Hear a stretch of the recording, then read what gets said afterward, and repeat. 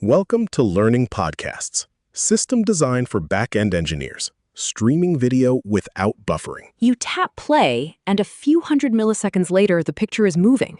The viewer thinks the file just started downloading. But the file already exists in about a dozen versions, sliced into pieces and parked close to the viewer. Today, we trace what makes that tap feel free, even when the network and device are both unpredictable.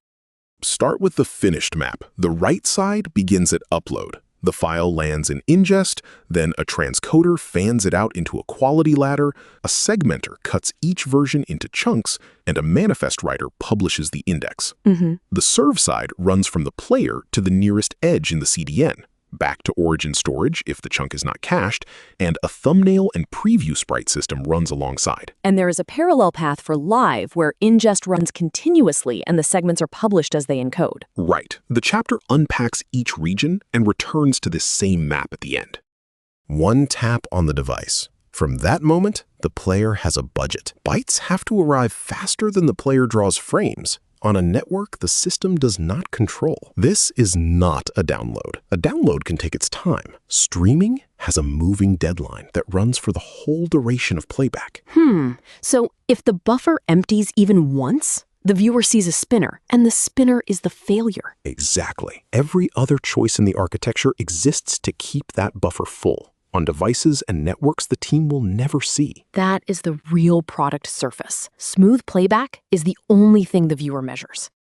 The reason this is hard at all is that the network changes mid-playback. The bandwidth the viewer has at second 1 is not the bandwidth they have at second 20. A phone walks into an elevator, a laptop shares Wi-Fi with a video call, a TV behind a saturated router gets squeezed. The network is not a property of the upload. It is a property of the moment. So picking one bitrate at upload time and serving a single encoded file is locking the viewer to one moment forever. The first elevator or tunnel breaks the contract. Which means the design has to leave room for the player to switch quality during the stream, not just choose once at the start. Right. Once midstream pivots are part of the requirement, every other component in the architecture bends around that pivot. Let us pin down the functional requirements before we choose any storage. The system has to accept an upload, transcode it into a ladder of resolutions and bit rates, segment each variant into seconds-long chunks, write a manifest that lists what exists, and serve playback by URL. And every one of those is a job, not a single function. The transcoder is a fan-out. The segmenter is a per-variant pass. The manifest is its own published artifact. Right. The upload comes in once. The work that comes out of it is a graph of derived objects. Which means upload completion is not the same as ready to play. Ready to play happens when the manifest is written. There is more on the functional list. Generate thumbnails for the catalog, build preview-sprite sheets for the hover scrubber, attach captions and alternate audio tracks, and treat live as its own ingest path with the same segmented output, plus retention and deletion controls. Operators need to take a video down, restrict it by region, or delete it entirely, and that has to propagate to every cached chunk. Otherwise, a takedown is just a database flag, while the actual chunks keep playing from cache. Exactly. Streaming systems live or die by how cleanly they invalidate. Non-functional requirements set the bar. Startup latency from tap to first frame has to stay under a second at a high percentile, not at the median. Adaptation has to be smooth when bandwidth dips. The player should drop one rung on the ladder, not stall. And availability has to hold across regions, because viewers are on every continent. And startup is the part viewers remember. A 2-second delay on tap feels broken, even if the rest of the playback is perfect. Right. The first second sets the impression for the whole session. The rest of the non-functional list is about cost and visibility. Storage and egress are real money, so hot trending content cannot be priced the same as the long tail. And originals stay durable forever, even after the playback variants are aged out of expensive tiers. Plus separate dashboards for older devices and slower networks. A single startup latency average looks healthy while a real population of viewers is stalling. Exactly. The viewer in a 4G cell on an older phone is the test case, not the average. When the upload lands, the encoding ladder fans out. The same source becomes 240, 360, 480, 720, 1080, and sometimes 4K. Each rung is a separate encoded variant. So the transcoder is not one render. It is a worker pool consuming jobs from a queue, the same pattern as the message queue episode. Right. One upload becomes many parallel encoding jobs. The pool scales with how many uploads land per minute. And the codec choice on each rung is its own decision. H.264 for compatibility, more efficient codecs where the player supports them. That part is easy to forget. The ladder is not just resolutions. It is a matrix of resolution, bitrate, and codec, and the manifest has to describe all of it. Each variant is sliced into 2 to 10-second chunks. The chunks are independent files, addressable by URL, and a manifest tells the player which chunks exist at which qualities. That is what HLS and Dash look like in practice. Both are a manifest plus a folder of chunks. And the chunk boundary is what makes adaptation possible. The player can request the next chunk from a different rung of the ladder without restarting the stream. So the manifest is not metadata. It is the instruction set the player runs against. Exactly. The manifest is small, the chunks are not, and the design separates the two on purpose. The player measures throughput and buffer health on every chunk. If the buffer is shrinking and the network is slowing, it picks the next chunk from a lower rung. And if the network recovers, it climbs back up.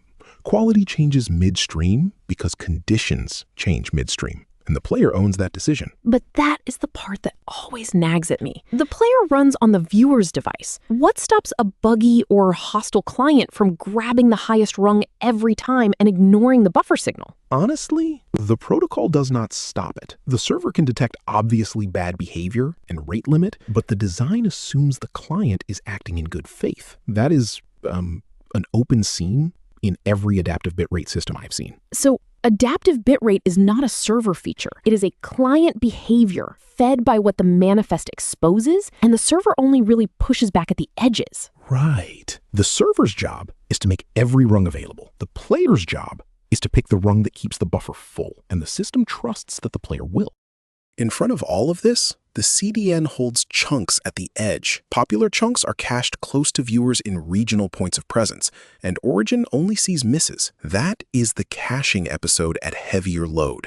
Distance is latency, and viewers are everywhere. And request collapsing matters at the edge. If 1,000 viewers ask for the same trending chunk in the same second, the edge fetches Origin once. Otherwise, Origin gets the full thundering herd, and the savings disappear. Right. The CDN is the layer that turns one popular video into a feasible workload. Behind the CDN, storage is not one bucket. Hot tier holds trending and recent uploads, warm tier holds the active catalog, and cold tier holds the long tail at much lower cost and higher access latency. And originals never leave durable storage, even when their playback variants get aged into colder tiers or rebuilt later. Right. Originals are the source of truth. The variants are derived, replaceable, and can be regenerated if a new codec or quality target lands. So the tiering is about access shade, not about whether the video survives. The video always survives. Exactly. This is the distributed cache lesson at storage scale. Hot is small and expensive, cold is big and cheap, and the access pattern decides where each asset lives. The preview surface is a sibling system to playback, not an afterthought. At upload time, the pipeline extracts frames and builds thumbnails, social card variants, and a sprite sheet that powers the hover scrubber. And those assets ride the same CDN as the chunks. The catalog page is fast because the previews are cached at the edge, too. If the preview pipeline lags, the catalog feels broken even when playback works fine.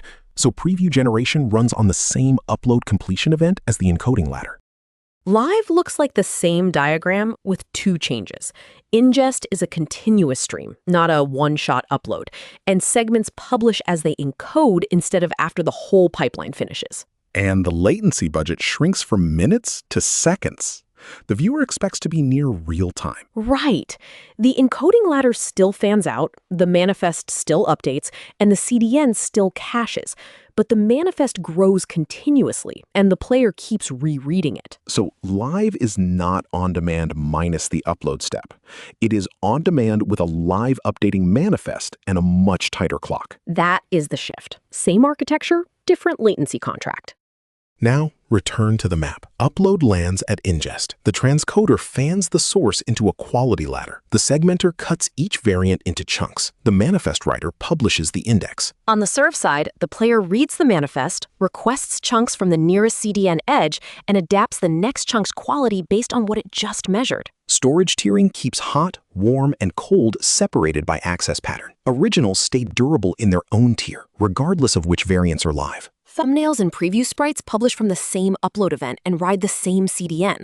Live ingest replaces the upload path and publishes manifests continuously. That separation is the point. Encoding pays the upfront cost, so playback can be calm.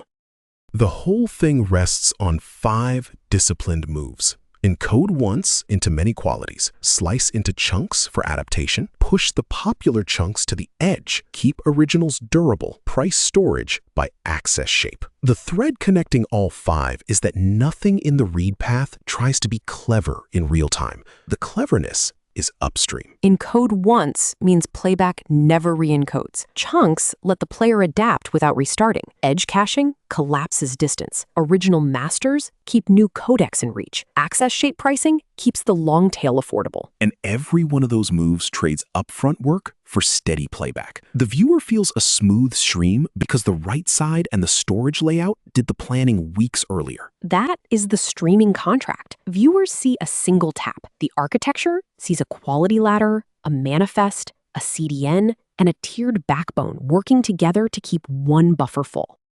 Streaming is not a file transfer with a fancy player. It is a pre-built ladder of variants, sliced for adaptation, cached close to viewers, tiered by access pattern, and refreshed by a separate live path when the clock tightens. Next video, we leave streaming and design a distributed key value store, where the question shifts from playback smoothness to consistent access across many machines. Thanks for listening to Learning Podcasts.